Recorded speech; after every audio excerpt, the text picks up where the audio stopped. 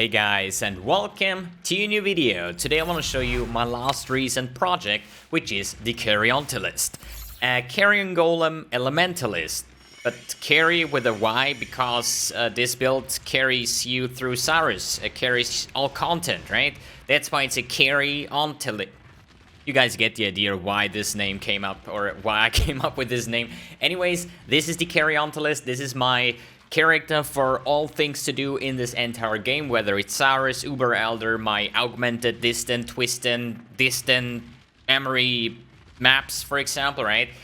Why does this game actually have so many weird names? Anyways, so this is my character. It is still hardcore solo self-found viable.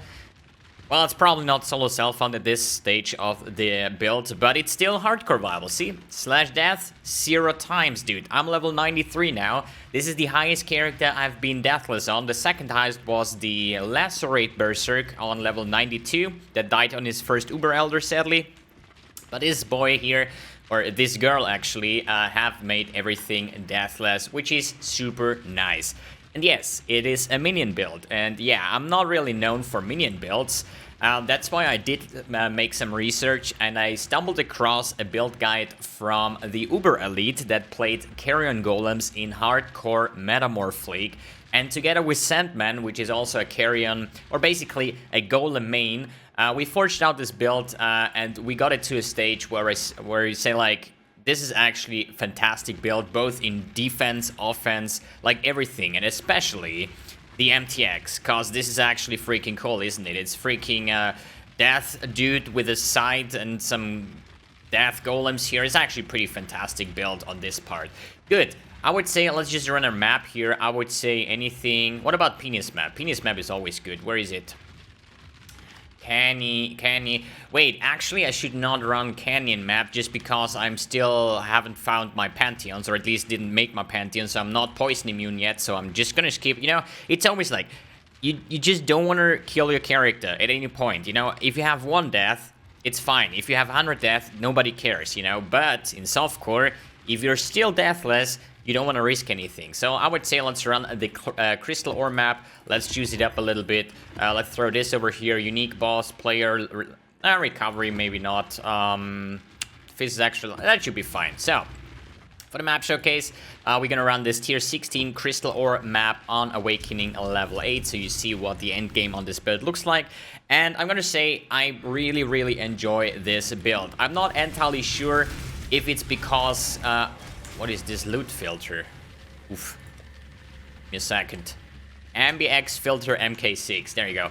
I don't know if it's entirely because the build is actually really fantastic, or because it is just so different from what I usually play with my Impale characters, casters, power charge stacking, auto bombers, blade vortex, and so on. So this is a very nice contract to play. And I gotta say, for what it did already, it is a fantastic build. It's a summoner build, but it's still not really a slow build, I would say. As you see, I'm just running through. My minions are aggressive, means they're just rushing towards everything and just smacking everything. And if you're wondering why I'm using Divine Ire here, Divine Ire is basically my debuffing tool. I'm applying shock, I'm applying chill, I apply the elemental equilibrium that we use, I apply elemental weakness. So this is just basically a damaging debuff. That's why I'm just shooting it around. It is on level 1, so don't wonder, it's not doing a damage, right? It's all about the golems here that are charging around and just killing off everything in a matter of milliseconds here. So let's take a look at the boss. As I said, we're just gonna run in here. We're gonna debuff the boss here with my Divine Ire, and yeah, just wait until the minions just did their stuff. It's actually a little bit stupid boss here because they get immune from time to time, which is the one that we need to focus. Boys, we need to get this one here, and this one, and now this one. Okay, here we go. Bam, dude. So easy clap. So as I said, this build is pretty much a face roll build, basically. We have a super big defensive in here, and the minion playstyle on top of that is very defensive at all, because you just debuff the enemy and you just wait in the back until your minions did the job. This is my 3rd minion build, actually. I did play Ice Golems back in Delph League, I think, and one time in Betrayal League. once I double corrupted my shafts and I lost all of my currency, because these builds are actually pretty cheap. I mean, probably in the state where I have it at the moment, it's not that cheap anymore. But the good thing about minion builds is you don't have too many scaling options over here, okay? Oh, wait, I forgot the whole delirium here. But that's not really a big deal. It just looks the same, basically. Anyways, I would say let's just stop this map here. I think that's enough for a showcase. So, what I was saying is you don't have too many options to scale minion damage. You do have an option with, for example, a weapon like this, but the rest of your gear is primarily just life resistance. That's it. There is only one key part or two key part items here, which is the Triad Grips and the Primordial Chain. So, why is this build so tanky, or what does it make so special? Because playing golems is nothing too fancy, and some people actually might think, why do you play ice golems, or better said, freezing Carrion golems, because I'm converting 100% physical to cold with the Triad Grips. Why do you play cold-based Carrion golems if you could also go like Impale? I would say Impale, I have not tested it on this part, but I would say Impale would rather do more damage, but with the amount of freeze and shock and all that kind of stuff, I don't think that there is too much damage difference, just that this build has a lot more defensive options just because of the sheer amount of freeze and chill and the ailments that we apply on the enemy.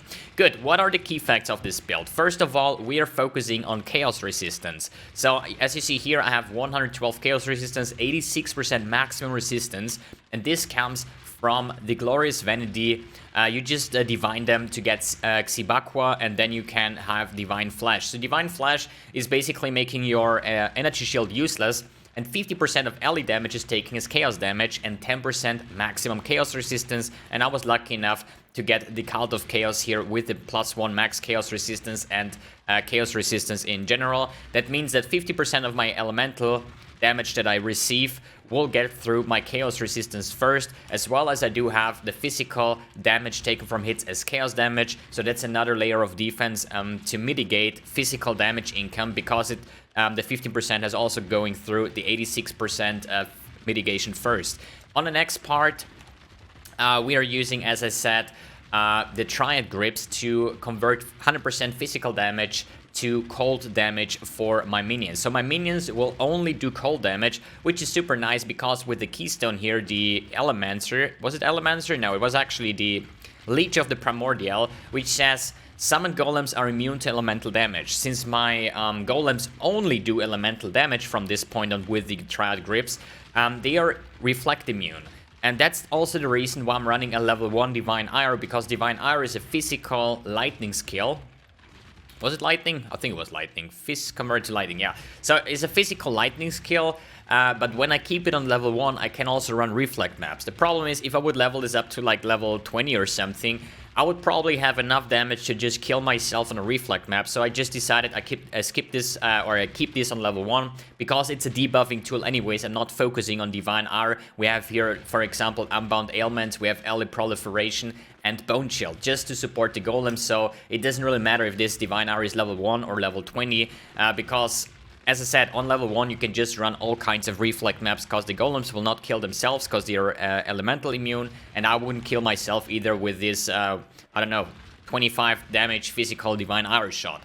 Good, next on the list, I have a lot of the increased effect of non-damaging ailments on my Primordial Harmonies. You know what, let me quickly resummon my golems here, because I just think this is super annoying when they are just making weird sounds all the time. So, we have a bunch of Primordial Harmonies, a Primordial Eminence, we have an Anima Stone, a typical Golem things or gear to equip, but all of my jewels here have 7% effect of non-damaging ailment. So what is a non-damaging ailment? Basically, shock, freeze, chill, all of these things that are ailments that are not doing damage. That's why it's non-damaging ailment. I mean, it makes sense, right? So what does this do, basically? The main reason here, we are using a keystone with the cluster jewels that is cold conduction, which says enemies chilled by your hits are shocked and enemies shocked by your hits are chilled. That means when I'm shooting my beam, the enemy gets either like shocked because I'm still an elementalist in the end, right? So my Beacon of Ruin will say shocks from your hits always increase damage taken by at least 15%, which that stat will get increased by the effect of non-damaging elements. So every time I'm touching something with my Divine Ire, and basically you can take anything else here as well, like Orb Storms or whatever, but this one is kind of cool to just run around and shoot some laser beams on high range and affect a lot of targets, because it's also this area of effect that tickles the enemies and is applying my shock effect, and therefore when the enemy is shocked, the enemy is chilled, you know? So it's just bouncing off either way. And it's a very, very fantastic way to debuff the enemies in that stage. And then my golems will do even more damage because of bone chill and stuff like that. Good. What else we have to talk about in the functionality of this build? We talked about the insane amount of mitigation that we have through Divine Flash, stacking as much as chaos resistance as we can get. Why we convert the golems to cold damage, and why we have such an insane amount of shock effectiveness and chill effectiveness.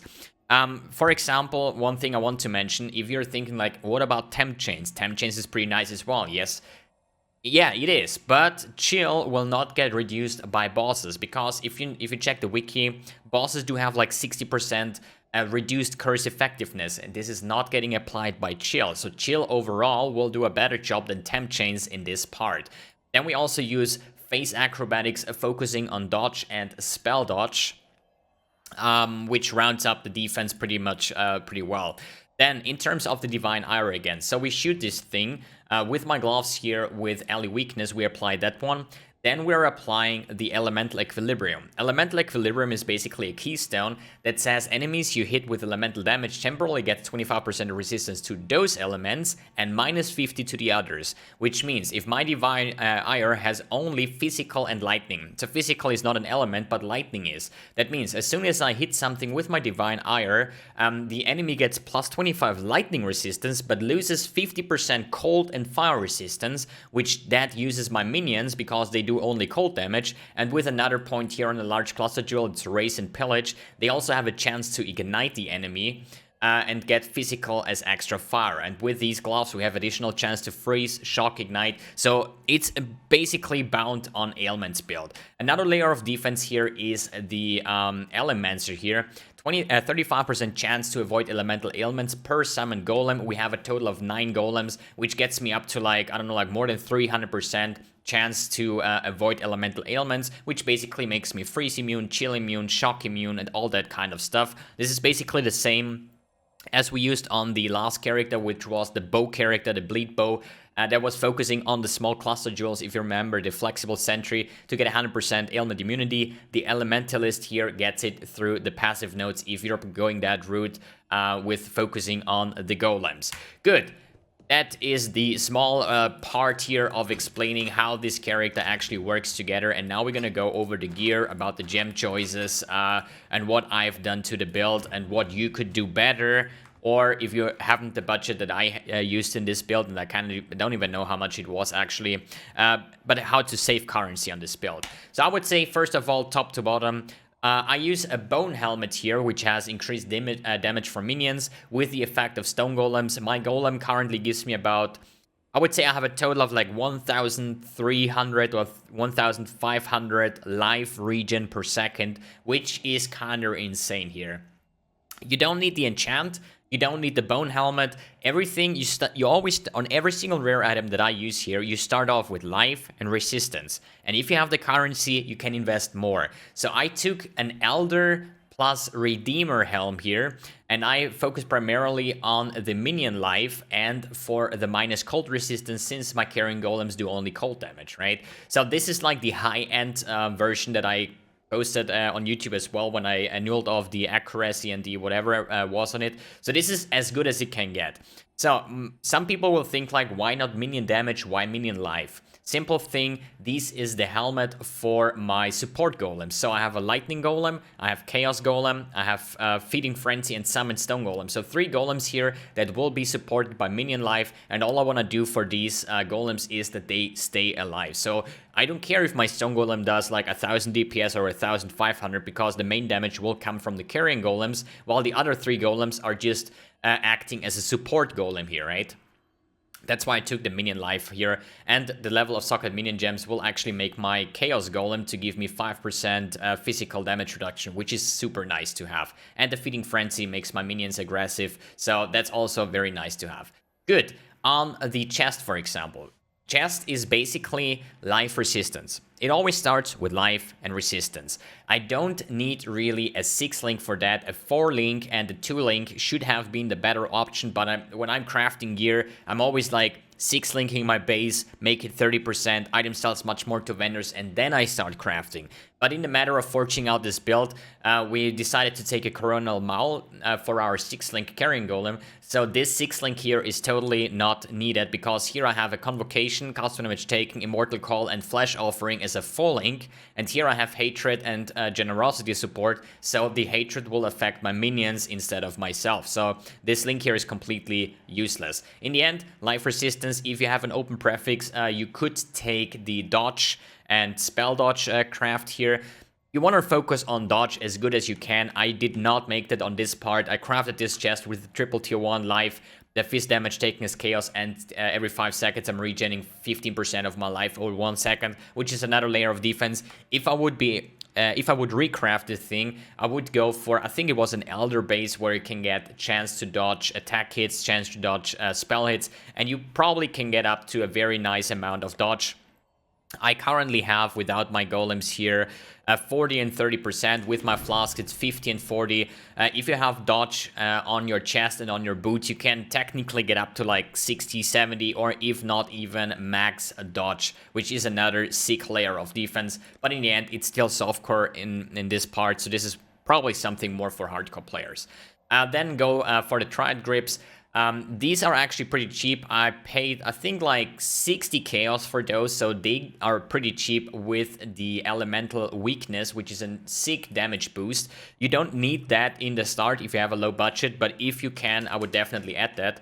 So elemental weakness on hit as an implicit, we search for the triad grip gloves. So here they start on 10 chaos, so it's super cheap.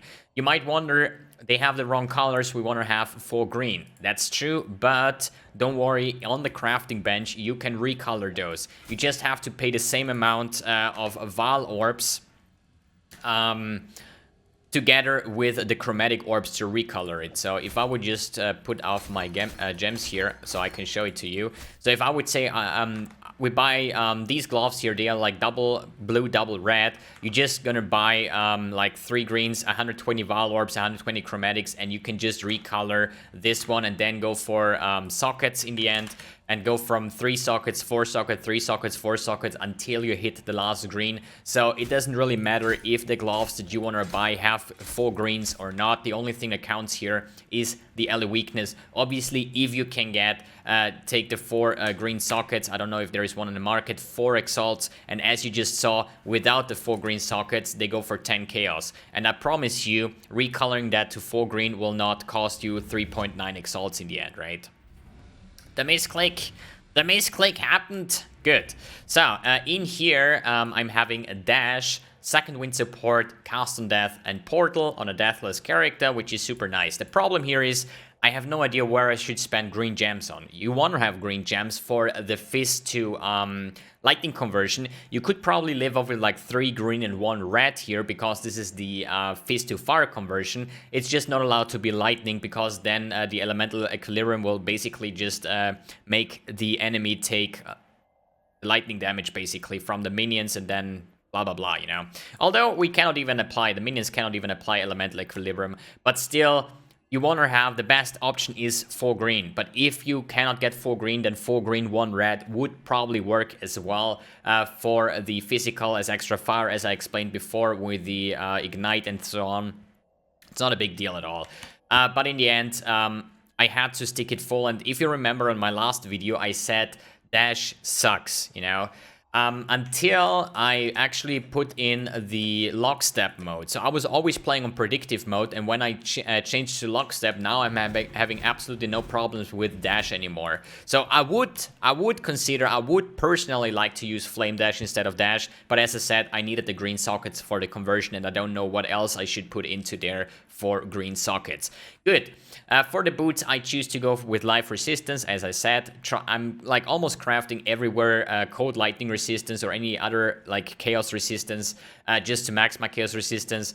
I use them for Redeemer boots with the dodge spell hits if you take the spell damage recently craft or at least enchant. Basically, I took the Redeemer because they can have chance to dodge attack and chance to dodge spell hits. I chaos spammed them and yelled off a mod, and I was pretty happy with the triple tier 1 over here. But in a better world or in a perfect scenario, you would have spell dodge or attack dodge on these boots. Having here my Divine Iris setup with Unbound Ailments, Elemental Proliferation, and Bone Chill. Don't forget about the Elemental Proliferation. If it goes off, all the shock that we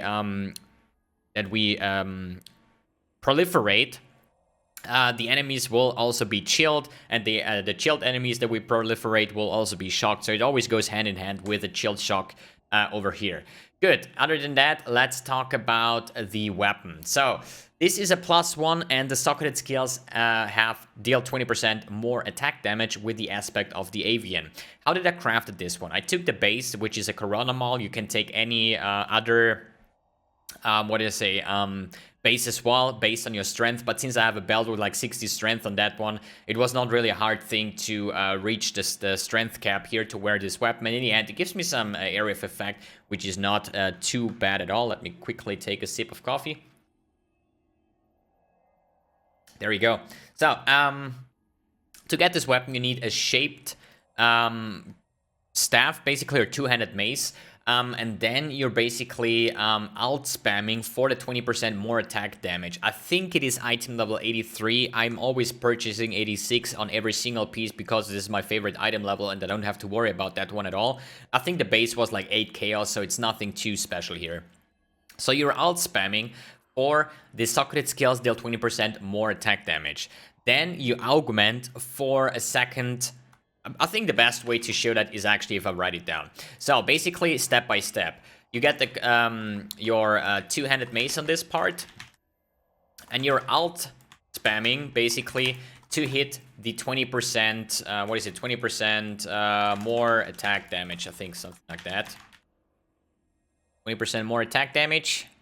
Socketed skills, yeah, whatever. So alt spamming this one. This is a prefix, okay? I want to list this over here so you understand the crafting process here. Once we have that, it will come either just like this mod or with a suffix. Magic items, blue items can only have one prefix, one suffix. The prefix will be this mod. So if it's just like a blue item with that mod, you're gonna throw on an augment here, right? And this will add another stat, and it will be a suffix. So we're gonna put here random suffix through augment, for example, if the item itself doesn't have a suffix here. Then we're gonna regal a suffix, okay? So on this blue item, we're gonna regal a suffix here. Let's say random suffix regal. The problem is if you regal a prefix thing here, you just start over again. Hitting the 20% attack will cost you like probably 100 alterations. It's not that rare, so it's just better if you would regal a prefix that you just scour it off and just spam alterations to hit this mod once again. Good. Let's say we crafted this one, we augmented with any random suffix, we regaled it for a random suffix. This is when you go to the bench and say and craft on it cannot roll attack modifiers, which is also a suffix, right? So we throw over here cannot roll attack modifiers. This is a craft basically. So now you see we have only one open prefix and 3 suffixes, right? So that means if we're gonna exalt slam this weapon now, it will 100% guaranteed will be a prefix, and the chance is about 1 out of 5 to hit the +1 level of socketed gems. There are some other mods. For example, what did I hit quite often? Elemental damage penetration, for example, and other mods. If that happens, you could still do try to annul it off, you know. in the best case scenario, you're just gonna annul off this useless prefix and you just slam again. If you hit any of the more attack damage or cannot roll attack modifiers, here you would need to recraft it and then slam again. But in the end, it's just a little bit of crafting over here, but you just want to make sure before you slam and before you craft the cannot roll attack modifiers that also costs an exalt, you want to have this base with a magic base. Alt spam this, augmented suffix, regal suffix, craft the mod, and then slam it and hope for the +1. If you hit the +1, just do prefixes cannot be changed, which is also a mod that you can do on it, so prefixes cannot be changed.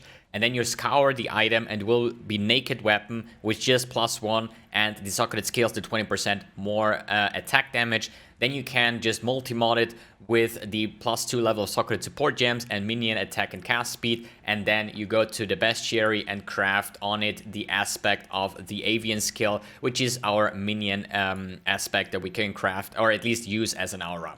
Good, I have here Carrion Golem with minion damage, ally damage with attack since it's a cold-based minion, melee fizz since it's still physical-based. The minion itself is physical-based, but we convert everything into elemental damage, that's why we can use both. Then multi-strike and empower support. And as you see, my empower support gets +3 from the mace itself, and this will actually give us +6 levels to our core Carrion Golem, which is currently level 28. Good, you might wonder, why not Fortify? So Fortify and the more attack damage are kind of weighted the same because in the end it's a level 1 Fortify. But this way you could double corrupt this weapon or val it for Fortify as an implicit if you have the currency. If you want to go full gambling mode, you can val your Fortify. If you have this weapon +1 and Fortify and you corrupted for Fortify, it's basically a dead stat on the level 1 itself. That's why I choose to go with this one. The cheapest version would probably be double, Cold Iron Point Dagger with a 6 level of minion gems, or at least for physical gems, which the Carrion Golem is, but then you have to use your Carrion Golem in your chest. This would be the even cheaper version, what I would more say like League Starter viable, because it doesn't really cost anything. Good, then we have the Primordial Chain with the Golem Commander. The Golem Commander gives us +1 Golem over here. And this one says you cannot have any other minions than golems, right? And this also counts for skitterbots. Skitterbots did work in the past because they didn't count as a minion, basically. They counted as mines or aura or something like that. But now the skitterbots have a minion tag, so that doesn't work anymore. That means that's why I'm not using specters, that's why I'm not using zombies to empower my Carrion Golems. But this is another build. You can play Carrion Golems as a zombie, as a necromancer, adding other minions to buff up your Carrion Golem. This is the strict Golem version as the Elementalist, and therefore I'm going for the Primordial Chain, which basically weakens my minions, but I can have 3 additional Golems. So what you want to have on this amulet is lowest rolls on deal less damage, and Golems have less life, but the highest roll, if possible, on the increased movement speed. For the rings, life resistance, nothing too special. You can actually craft, use some aberrant fossils to try to get your chaos resistance going. For the belt, life resistance, and for the... I'm actually not on point today. For the Abyss Jewel on your Stygian Vice, holy shit. I choose to go with Chance to Blind and Chance to Taunt just for another layer of defense because we have so many minions and one of those will taunt the enemy. Good, let's take a look at the flask setup. I'm having a Bleed Immunity Life Flask. You can also take the one that recovers your full life, but then you get chaos damage over time, which is not really a hard thing because we have so much chaos resistance, so it will not really harm us at all. The Forbidden Taste, I think, or something like that. I choose to go with this one, just why not? Then we have a Bottled Faith, not because of the critical strike chance that we get, but for the 6% additional region that we get through the Bottled Faith if we stand on the consecrated ground, and the enemy takes 10% increased damage, which will also count for our minions. Then I use a Cinder Swallow Urn mostly for the onslaught movement speed, but since we can ignite, we can shock, we can freeze, chill, whatever, the ignited enemies take 10% increased damage as well, same as on the Sinner Swallow Urn. Then I have a Quartz Flask for chance to dodge attack and spell hits with facing with curse immunity. I don't need a Freeze Flask or anything like that, cause we are elemental ailment immune through the Ascendancy, and then a Quicksilver Flask to speed things up. Good, let's take a look at the skill tree real quick. The path of building of this build with this gear is in the description below if you want to just check this one out. I'm running one. You have like these primordial gems, right? So we have like primordial. Let's take 3 of those out here. 1, 2, and 3. And there is actually a 4th one that I use, if I can find it. Where is it? This one? This one. So these are our 4 primordial jewels: the Might, the Eminence, the Harmony, and the Anima Stone. The Anima Stone is a must-have because if you have 3, primordial items, you get +2 golems, basically 1 naturally and +1 for if you have 3 of those in there. I use mine with Corrupted Blood, so this is a must-have. This one is a can-have. This just makes your golems aggressive, but our other 3 golems, they are supported by Minion Frenzy, and since we're running around shooting beams and every time you hit something, the minions will just charge on it and kill it. Doesn't make it too effective, but I still like to have it in, because sometimes I'm even too lazy to shoot my beams, so that is the second one here. And then you have these 2. These are the stack jewels that we have. One is the Primordial Eminence that gives us attack and cast speed, and also increased effect of buffs granted by a golem, which means the life reach and the fizz the fizz damage reduction and so on. So I think 3 to 4 of these ones here, because the golems will also get a bunch of armor, which means physical damage mitigation, and the rest is Primordial Harmony, which has 20% increased damage for each type of golem you have summoned, which is for basically the Carrion plus the Stone, Chaos, and Lightning Golem. Which means every time we use one of these jewels here, we get 80% increased damage. So I have this one, I think like 5 or 6 times already. 1, 2, 3, 4. I think now this is an Eminence. Here is one more. So basically you just stack as many of Harmony as you can get. I would say 2 or 3, maybe 4 Eminence based on your level, 1 Anima Stone, and 1 of the Might thing if you need it. If not, it's not a big deal because of Feeding Frenzy on top of that. So in terms of cluster jewels, I choose to go with a large cluster with Renewal. Then we have Primordial Bond and Raise and Pillage. And the one small medium cluster jewel is necessary because of Cold Conduction. You just need this one once. And here I have Astonishing Affliction for another increased effect of non-damaging ailments. And here on the small here you can put in the Primordial Eminence as well. Here would be the next cluster jewel socket that I already prepared somewhere in my stash. I think this one, I have here another 3 harmonies. Just if I level up more, I can use more of those. Here I have another Primordial Bond, Raise and Pillage, and Renewal.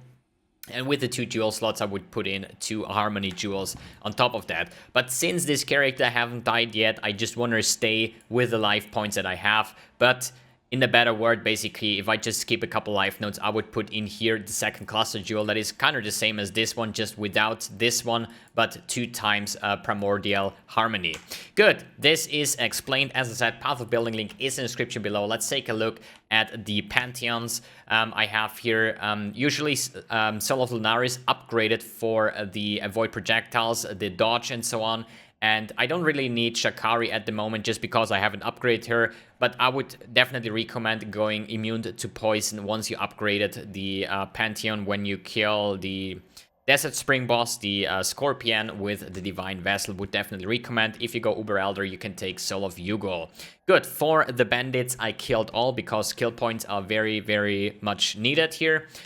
Then for the cosmetics, I have the full Stygian set with a Stygian helmet, Stygian body armor, Stygian gloves, boots, character effect, footprints, portal effect, wings, weapon, and weapon effect. So everything you see here is Stygian besides the Arcane Halo and the Delirium Horns. Then I have the Harbinger Convocation effect, the Stygian Aura effect, Dark Immortal Call, the Stygian Carrion Golem, and make sure you only need this MTX once because the MTX is bound on your skill gem. So I can spawn 100 golems and all will look like the Stygian Carrion Golems. And then I have 3 Clockwork Golems for Lightning, Chaos, and the Stone Golem.